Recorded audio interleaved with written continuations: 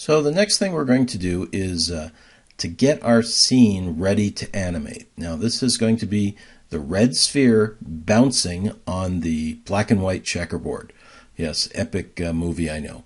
But the animation that we're going to need for the sphere is it's going to be bouncing, so the translate Y is going to be animated, and it's going to be squashed, which is going to be the scale in the X, Y, and Z. X and Z getting bigger when it hits the surface, Y getting smaller, and then it going back to more or less the round shape.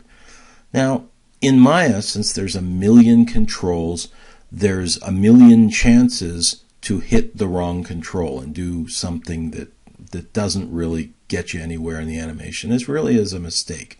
So it would be nice if you could block or hide or lock all of the things that you really didn't want to have a chance of making a mistake and changing while you were doing what you did want to do.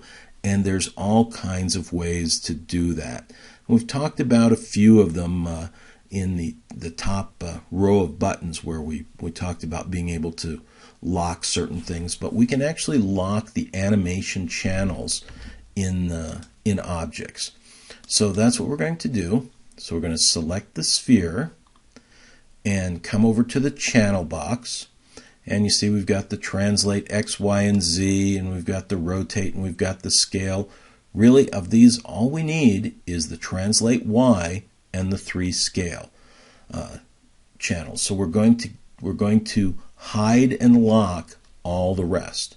So I'm going to right click on translate X here, and if we look down in the menu towards the bottom, there's lock and hide selected, and just choose that and bang, it's gone. Well, it's not really gone, it's still there, but it's locked and hidden.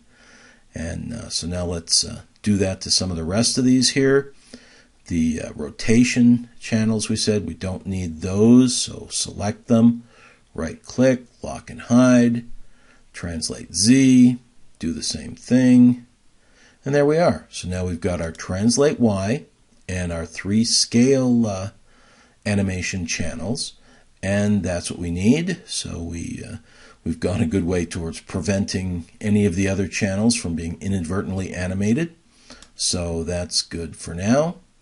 And since we've done that, we might as well come over and save it. So File, Save Scene, get our student message, and now we're all set, and we'll see you in the next one.